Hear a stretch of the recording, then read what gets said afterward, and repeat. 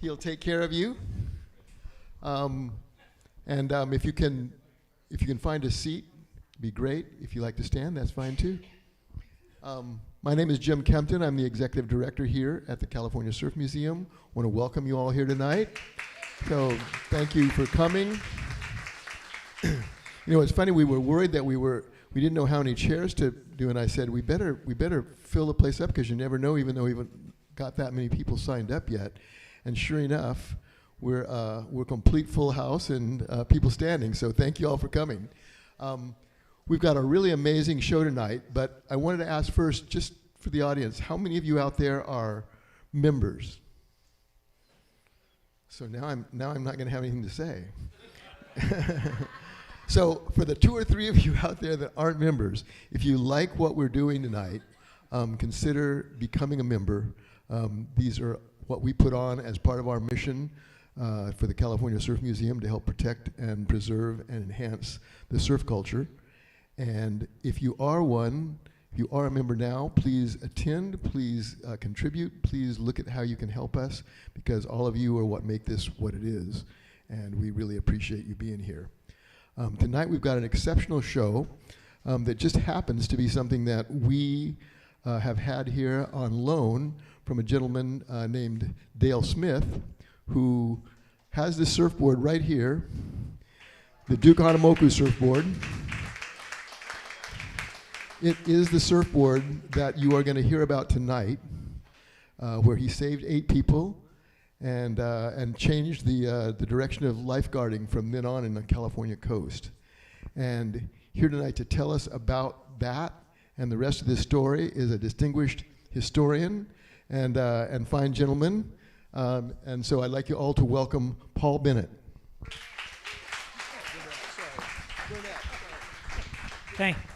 Thanks, Jim. Aloha to you all. And mahalo for coming out and letting me have the privilege of speaking with you tonight about an event that means a lot to me. Let me get into our PowerPoint here. We lost it.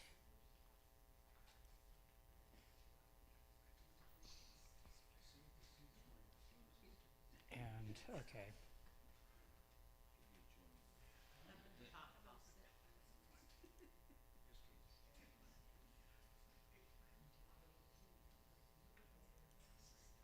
The film that we were showing, let me go ahead and do a slideshow. The film that you were that we were showing you, is an example of how history kind of gets discombobulated, because that film says that it's showing Corona del Mar surfing in 1938. Guess what? The jetties were all the jetties were built by the end of 1935. So this film had to have been done prior to 1935. But it's kind of an example of how history sometimes gets a little out of sync, shall we say. Anyway, I wanted to thank you all for coming tonight. And what you're going to hear is about the Great Rescue of 1925. And the 100th anniversary will be this Saturday. In 1925, it was a Sunday. But the 100th anniversary this year will take place on a Saturday. First, let me give you a little bit of background. Whoops, that went ahead. Something is jumping ahead of me. Okay, this is an example of what Corona del Mar looked like in 1925. You had one jetty on the peninsula side, and even that jetty by then was beginning to fall apart for a couple of reasons. One of them was that they mistakenly laid the rocks directly on the sand. And we all know when you go down to the beach and you stand in the water and you let the waves go back and forth, you sink. And that's what happened to that jetty. Additionally, the way, basically this is south. And also what happened was the wedge began to be born. And so between the wedge and the way that they built it, This whole jetty, you'll see in another picture, you can see that it's just slowly kind of crumbling. But in 1925, this is about where the bell buoy would have been, which indicated there'd be a harbor entrance. You can see that's Sparr's bathhouse, which you can see a little bit better over there. And this is, to give you an idea, Duke and his friends would have been camping right in here. No, another my finger. Okay. But to give you an idea, we had waves in Corona del Mar. And it became very popular because the type of boards that we had then required the kind of wave that was like Waikiki. In fact, Duke compared this favorably to Waikiki, and it was known as the Waikiki of the mainland. Sandbars would form, and these waves would come in such that they'd kind of crumble at the top and leave you a nice slope down in front. And that was the kind of wave you needed to be able to ride a board like that. You couldn't do it on a beach break. Oh, and as an example, we not only had men surfing, we had ladies surfing. That's Marjo Thomas. She would become the mother of the wife of Art Vulte, whom you will hear more about. But I wanted to throw that in because my sister still surfs. And so it's nice to, get that in, that not just guys. Duke first rode Corona del Mar in 1914 when he was a guest of the South Coast Yacht Club. There is a misnomer in there's a list that we refer to as Art's List, which lists a lot of the people that surfed at Corona del Mar and what year they surfed. They have Duke surfing there in 1912. That was the year he went to the Olympics. And from Hawaii, he went to San Francisco, to Chicago for trials, etc. So we think that's an urban myth that he was there in 1912. But 1914, here's the newspaper article. He took a young guy and then a lady out in a canoe, and then he borrowed a surfboard from Felix Majeska, who was the grandson of Madame Majeska, the actress. We don't know how Felix may have gotten aboard, but we think it's possible because Madame Majeska was a great actress and she went all over the world, that she may have been given it as a gift when she was in Hawaii and brought it back, and somehow it fell into Felix's hands. Duke became friends with the Vulte family through the Los Angeles Athletic Club. And they had a home in Corona del Mar. And he became a regular there such that they even gave him a key to the house. And kind of in exchange for it, he built boards for each of the brothers, for Art Vulte and Jerry Vulte.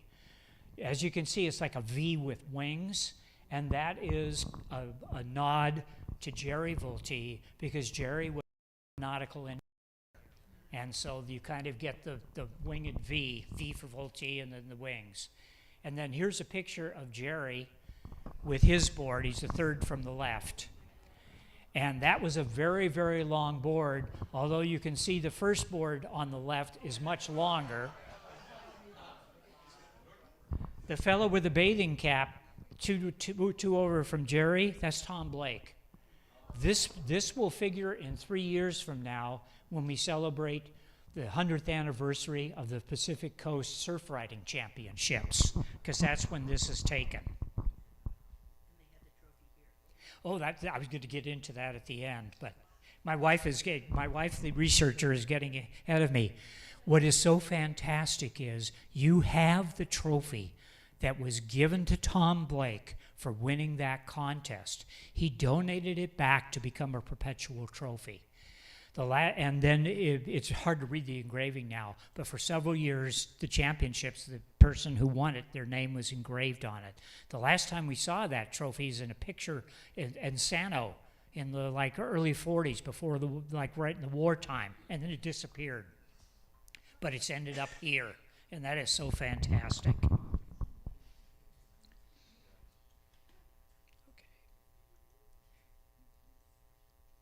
Oops, going the wrong direction.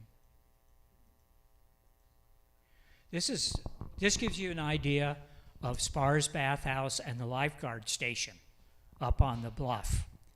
And they will figure in the rescue because Antar Duraga, the weatherman, and Charlie Plummer, the lifeguard, are up in the tower that morning. And Captain Sheffield is in charge of the bathhouse, and that's also where a number of the fellows had their boards stored.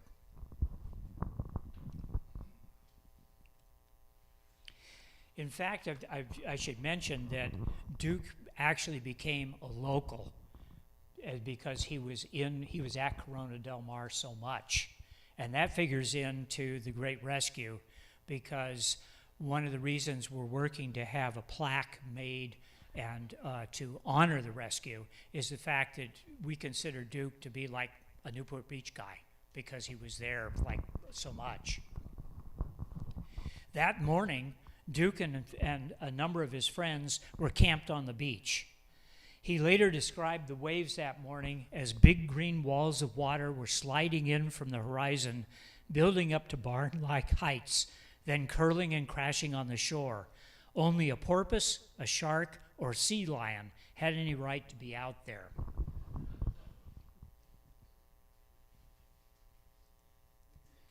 This is another view of the bathhouse, and again, you can see the little weather station above it. This gives you an idea of what the Thelma looked like. It was an open-decked fishing boat. So you had a little wheelhouse, and then the motor and everything were down below. This is a list of the 17 fishermen that were on the Thelma. The captain of the boat was Myron Bland.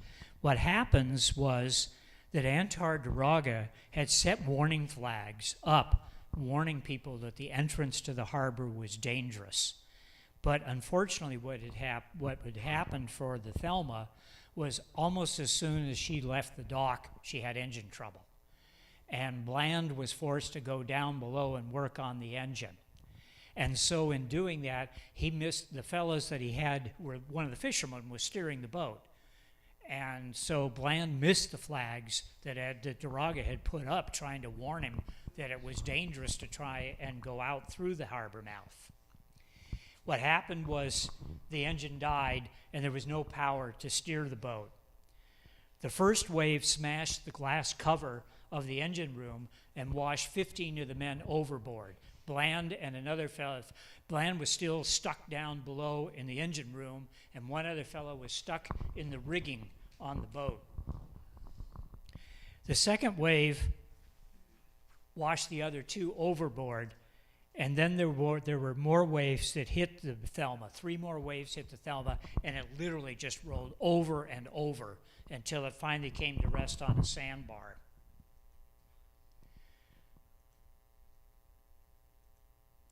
Here again is a picture of what the harbor mouth would have looked like at the time. You can figure that where the Thelma had its trouble was all the way out here. And you figure Duke and his friends are way back there. So it was a long way for somebody to go. None of the men were wearing life jackets, and all of them had heavy clothing and shoes. So 4 of them managed to get back and hold on to the keel of the boat. The other 13 were left floundering in the surf. Without a thought for his own safety, Duke grabbed his surfboard, that one, and started paddling out. The others with him ran to the bathhouse to get their boards. Duraga and Plummer came down from their station up above to join Captain Sheffield at the bathhouse in a rowboat, and they went out to try and help people. Local businessman William McElhannon, I have a hard time with his name, grabbed a bathing suit and swam out to help. He reached Duke very soon after Duke started getting to the fellows out there, and he helped bring them in. Basically, Duke made 3 successive trips through the surf, rescuing 4 men the first time, 3 the second, and 1 the third. As he came in, the others used their boards to ferry the men to shore. In total, Duke single-handedly saved 8 men. 4 more were brought in by the rowboat. 5 drowned, but 12 were saved. 2 of them that were brought ashore were unfortunately drowned outright. 3 more, they worked on for a long time trying to revive them, but they were unable to. Duke's efforts that day were indeed heroic.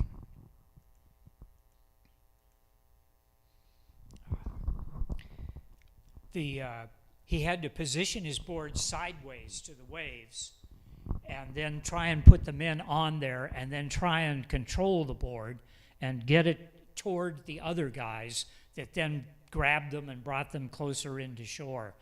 And his board weighed 60 pounds. So you can imagine, that's not too easy. And he did this 3 times. This is a picture of the Thelma once it had washed ashore on one of the sandbars. This is another one of it.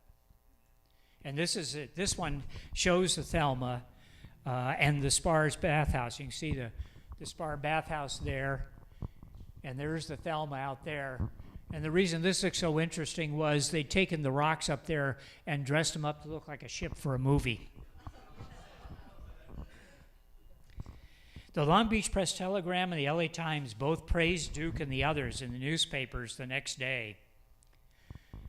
This is a picture that was taken about a day or so later, and you can see Jerry Voltee, Owen Hale, Bill Herwig, and Duke.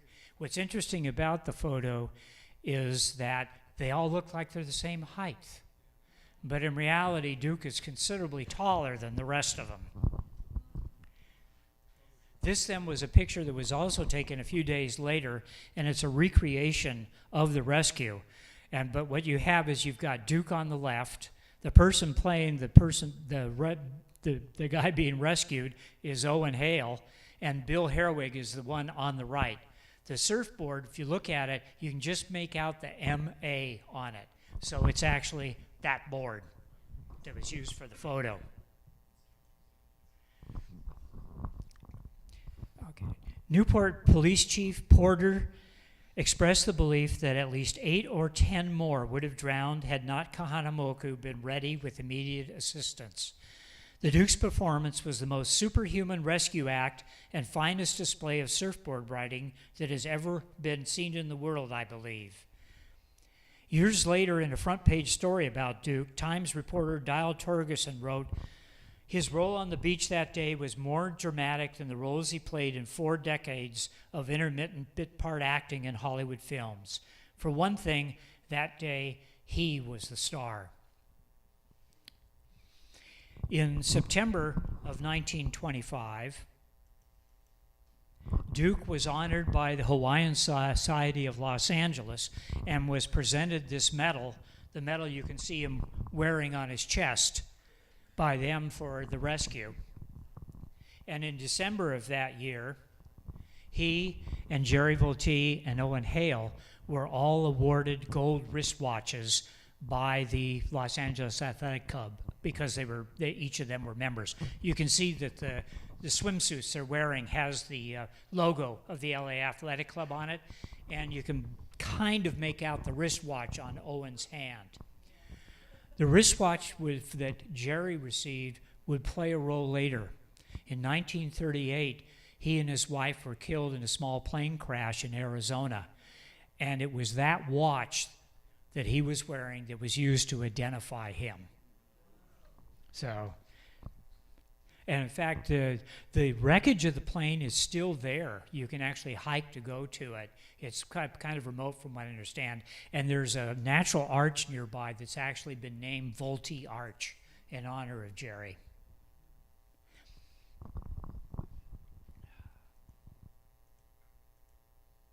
Oops, going wrong way again. Years later, in 1957, Duke would be honored on This Is Your Life. And at that time, 3 of the fishermen would come and actually thank him for saving their lives. He was a very humble man. And some asked him, don't you feel badly that they never like came and thanked you or anything? And he didn't feel that way, but he was very appreciative when 3 of them did show up at this event. In honor of the Great Rescue, we are working to have a plaque made that will be installed up above on Corona del Mar and will look down basically on the site where the rescue took place. We'd hope to have it down on the beach, but with the state and everything else, it just was not possible. So this is an idea of what the bronze plaque will look like. It will be approximately 24 inches by 36 inches. And to show you how history keeps changing, my wife, Claudine, who is definitely the one who is the historian in the family, found this article that was printed in about the 17th or so in a newspaper. And this is all about William McAnahan and how he figured in the rescue. But he was so, I don't know if you want to say shy or whatever, he did not even want to be recognized. But we've added his name to the plaque because he deserves to have that recognition. Finally, this picture I'm throwing in as kind of a teaser for a few years from now. In 2028, we will celebrate the 100th anniversary of the Pacific Surfboard Championships. And this picture is taken that day. That's Captain Sheffield, who figured in the rescue, Tom Blake with a hat on, and I'm not sure of some of the other ones in there.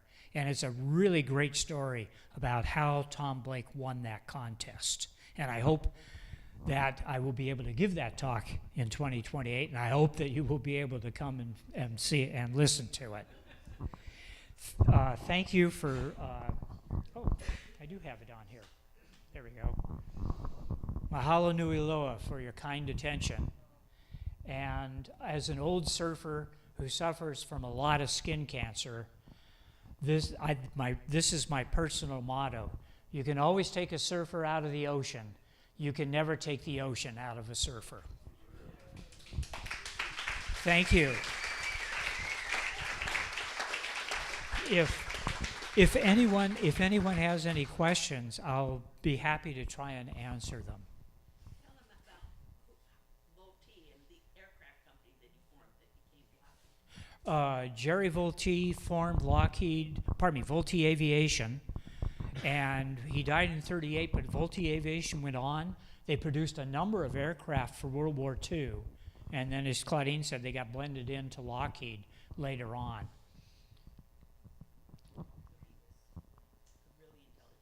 Oh yeah, he was a really great person. And the reason, if you look at his board, when you look at his board, Duke shaped the boards for both him and Art. And Jerry specifically had, you can see it's a very long board, because as an aeronautical engineer, he knew that the longer would go faster. So he asked for the board to be a long board so that it would go faster. And another interesting thing that will come up in later is we think that Tom Blake may have gotten the idea for the hollow surfboard from Jerry, because Jerry was working in aircraft, and a lot of the aircraft at that time had remember the wings were hollow. They were made out of spars and stuff. And we think that his talks and everything with Tom, because at the time of the 28 contest, which that first board that you see, that's the paddle board that Tom brought over for that. That board started out weighing over 150 pounds. What he did was he took it as a blank and he drilled holes all the way through the board to lighten it, and then he skinned it top and bottom. So he took it from about 150 pounds down to about 80 pounds, and that became his paddleboard. So that was one of his experiments, one of the experiments that he was doing to try and figure out how he could make a lighter board. Do you know how Duke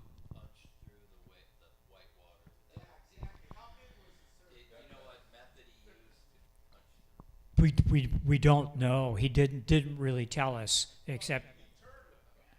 Yeah. Yeah. Well, the other part of it is what he might have done. Let me get back to. This is going to take a bit.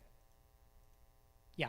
What he might have done was tried to paddle out more over here, and then slide in to where the boat had grounded itself on one of the sandbars.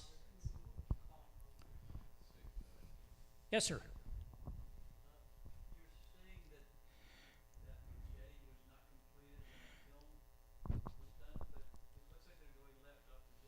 What you're seeing at that time was, okay, this jetty was built in about, was it 1917?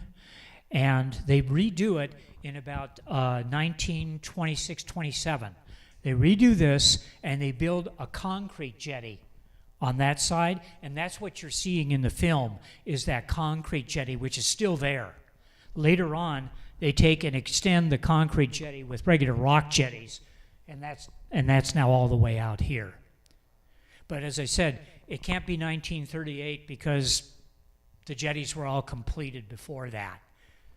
But, well, it's the same. I've got a picture that says it's dated 1934, and it's a picture of Tom Blake and another fellow surfing. I've looked at the picture and I've gone, I think this was taken in 28 at the contest because, among other things, Tom's wearing the bathing cap, which he didn't really wear very often. And there's another fellow surfing with him, and it looks like one of his boards. So I have the feeling that 1934 may be incorrect on that one. But history is constantly changing. Yes, sir? Did Duke's rescue influence the use of surfboards for lifeguards? It directly influenced that. Surfboards became part of lifeguard equipment, largely as a result of this rescue. And thank you, I forgot to mention that. Captain Sheffield, do you have any more info on him? I understand he also may have started the aluminum rescue camp. I think he may have been involved. We've got something that in like 1898, he was in South Africa, and he actually made a surfboard. He moved, and eventually when he comes to the United States, he's up in Santa Barbara. His two sons get into movies. And so he moves from there down here, and in 24, when the bathhouse is built, he becomes in charge of the bathhouse. And yes, he was involved in lifeguard rescue work as well. It's funny, I've got a picture of one of his sons. One of the two sons goes from being in front of the camera to in back of the camera and becomes a director. And I've got this great picture of him trying to teach this singer who thought he was an actor how to look like he was surfing in a film called Blue Hawaii.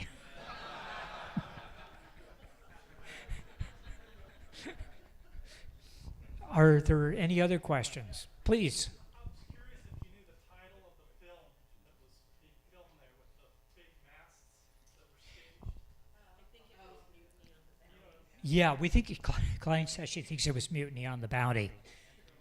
Yeah, there's stories. There's a great one about a ship that was one of those old clipper ships. They converted it to use for movies. They took it out of the harbor. They came back in. They wrecked it. The guys had to be rescued from that. So they were using this area for movie work, and in some ways that was before the Pacific Coast Highway got through to Corona del Mar.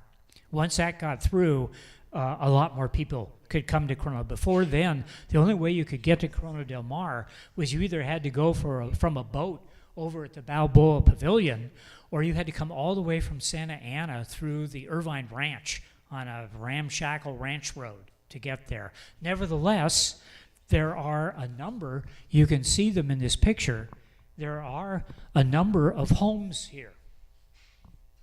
We think Jerry Volti and his family were up over there, and there's a house there was called Happy House, that was, and one next to it that was called Quarterdeck, that were there for years and years. They only disappeared 20 years ago.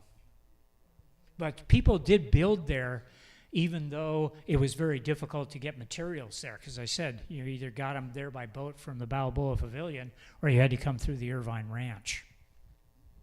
Do you have any specifics on the celebration on Saturday, and can anyone go?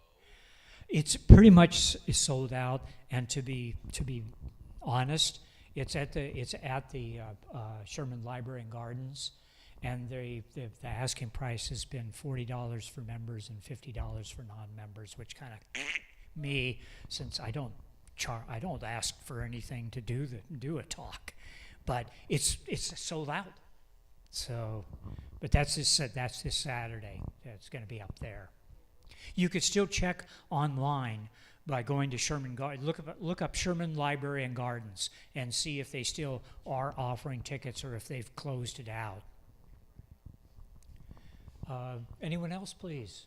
Jim. Could you just make an announcement about the book that you've written and tell us a little bit about the book?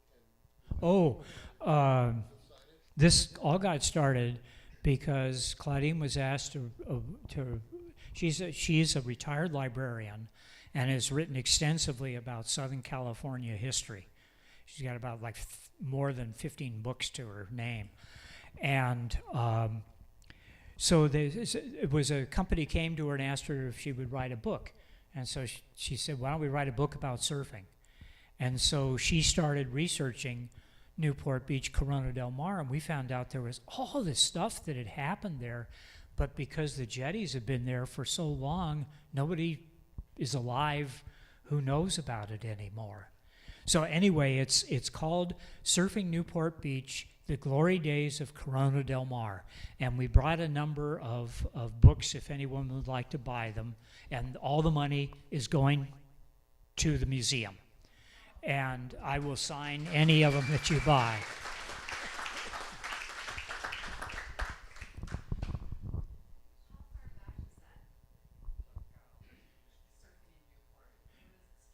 Well, we start at about we start about 1914. We know that there was something before that because the Happy House, they had gone to Hawaii and their son had brought back a surfboard, and that goes back to before 1910. But we don't have anything written about it. And again, we know that Felix Majeska had a surfboard. That was 1914.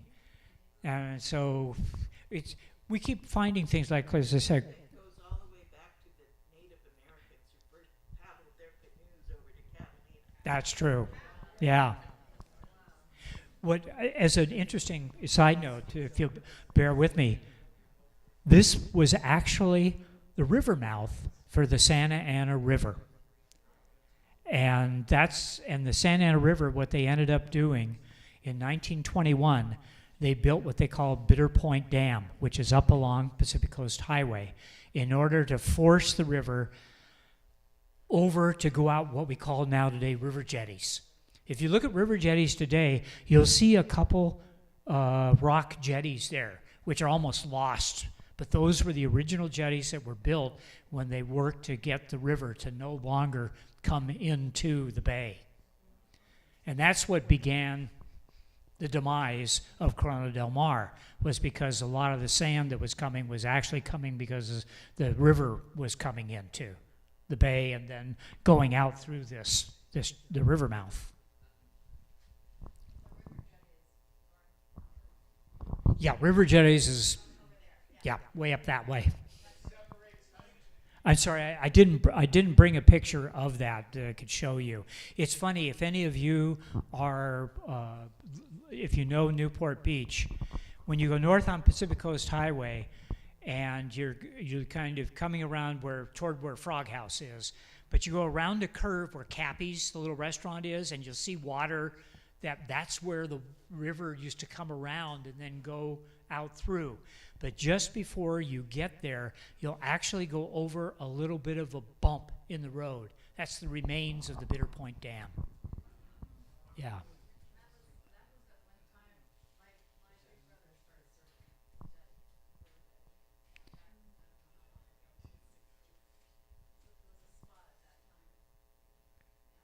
Oh yeah, that's a good spot.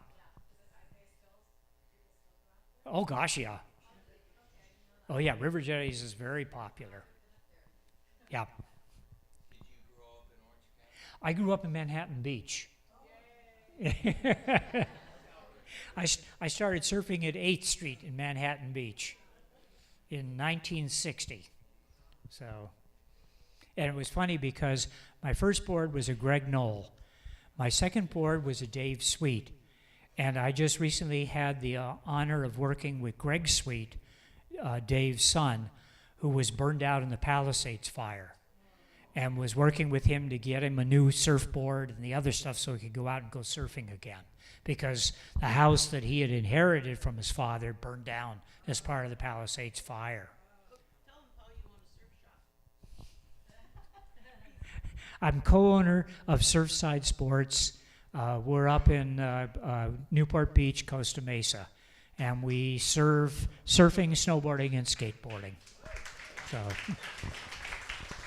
and as I said before, my sister's 2 years younger than I am, and she still surfs too.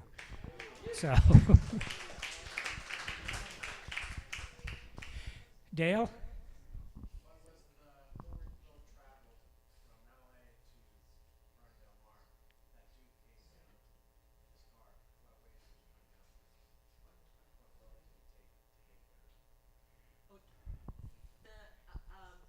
He probably didn't take a road. The road over to across the peninsula there didn't open until 1924. And this was quite an interesting area. It was a hotbed for prohibition. Everybody was landing their ships. There's a book called Body Balboa that was written by anyway, and he talks about how people would just come and forget that there were any authorities. He would just There was even another boat that was being used as a fishing platform. They were trying to move it out again, and it broke its ropes and went ashore. And there's stories that rum runners were using part of it to store their stuff. And I wrote a book called Prohibition Madness that talks about all of Southern California during Prohibition. Ku Klux Klan was very active here. But one thing I didn't put together until after that book was published is that I came across a rum runner who was a surfer, who was using his surfboard to go out to the ships and to bring contraband in and then go from there. But yeah, the road went through in 24, but before that you could get to Santa Ana. There was a small road, and then there was a railroad that was built too. And then of course the boat that go across. yeah, that's true, because Pacific Electric went down to along the coast to the Balboa Pavilion. So you could take that, and then there was I didn't bring a picture of it, but there was a big pier and everything on the Corona Del Mar side. It was about up in here, and there was regular ferry service that ran back and forth for people. It was the red car, and that's what they A red car. Yes, well, it actually went to Long Beach first. That was the first route, and that was in 1902. Then they extended it, and that was when they decided to change the name of Huntington, which is From now Pacific City from Pacific City. to Huntington Beach to try and get the rail line to come down. And then it made its way to Huntington Beach in 1904, and then it made its way down to Balboa, I believe, in 1906, and that's where it ended. Way back when, if you know where Balboa Boulevard and Newport Boulevard come together, there was a station there, but then the final destination was at the Balboa Pavilion. When buses started to come in, they wanted to do away with the trolley system, and it was supposed to have been discontinued before World War II, but they kept it, and it wasn't until I believe 1964, and that it was actually halted. The service was halted. Then again, they're using the same lines now for the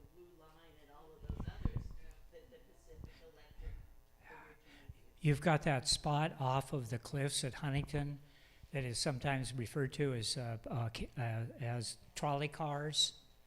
And the urban myth is that's where they went and dumped some of the, where the cars went. But That's not true, is it? I don't think so. But it, Boxcars. yeah, Actually, I was told that General Motors bought out the red lane to promote their bus. Well, yeah, it could that's, have been them, yeah. yeah, that's at least partially Ford true. Motor Company used to be on Terminal Island, and people could take the red car to go ahead and get to work. They wanted to sell cars, so they moved to Pico Rivera, so everybody would have to drive there and buy Yeah. their cars. Yeah, that was one thing when we had the red car, the Pacific Electric. You could go almost anywhere in Southern California on that. Yeah, we lost something really good when we lost that. It took 20 minutes to get from Long Beach to Los Angeles. Yeah, train, trolley car, yeah. We better go back to serve. No. No. Does anybody else have any questions, or I'll finish up?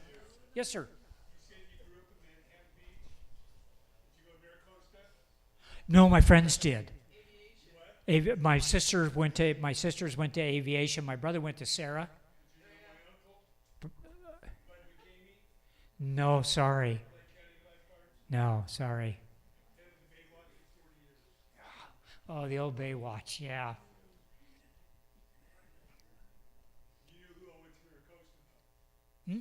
Did, You know who all went to Maricosta, though, as far as surfing. Dewey Weber, who Groms there had the duty to go up and wax the plaque when he was state champion in wrestling.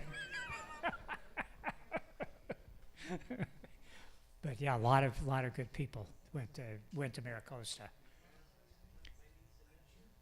Okay, I guess that's it, Jim. Are you going to be at the gardens on Saturday? Oh yeah, yeah. Presenting also? Yes, yeah. It'll be similar to this. We won't have pictures and stuff. I'm bringing a lot of easels with photos and stuff, but the way it's being set up, there's going to be a band, a surf band, and there's going to be a taco truck, and there may be some free beer. Well, yeah, after you've paid for your ticket price, free beer.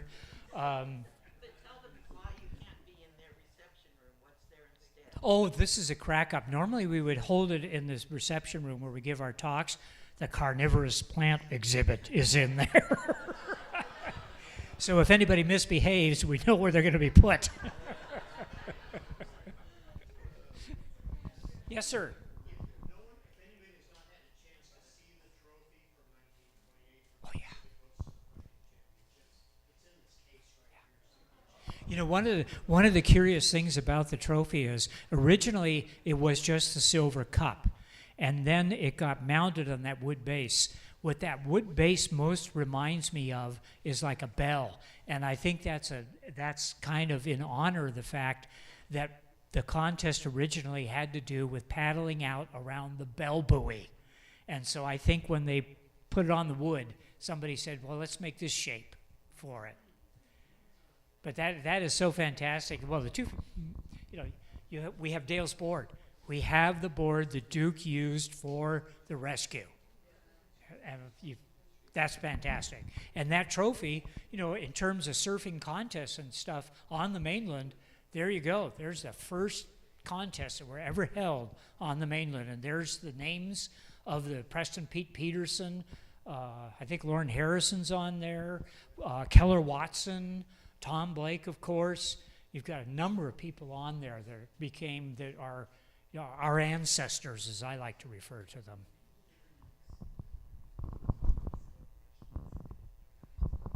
All right, let's hear another big hand.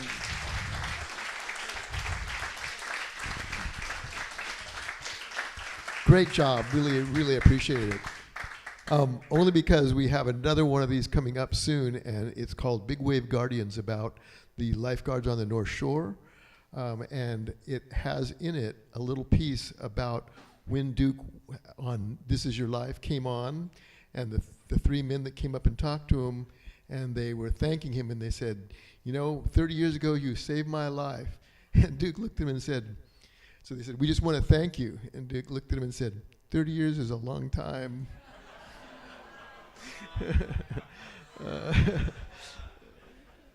You have to wonder, right?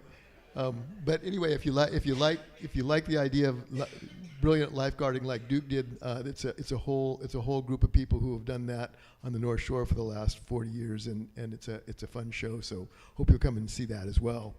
In fact, there's a story I should tell. I love to tell about Duke because he was just talking about what a humble guy he was. So when he was training and they would swim in Waikiki, they would always swim together and race, and Duke would always never beat everybody. He would wait and swim with his brothers and his friends, and then at the last moment he'd reach out and touch the bar ahead of them by a hand, right?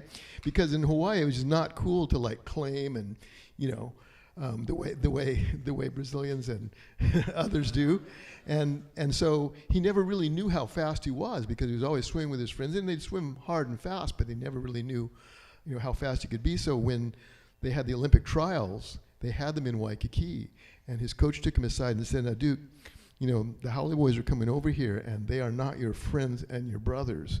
They are going to try to beat you.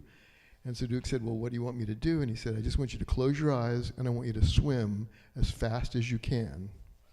So Duke said, okay.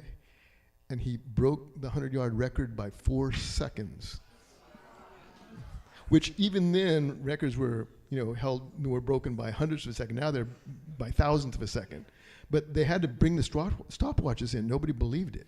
It was just such a phenomenal thing. And they said, how did you do that? He said, well, my coach told me just to close my eyes and swim as fast as I could. So. Honolulu Harbor.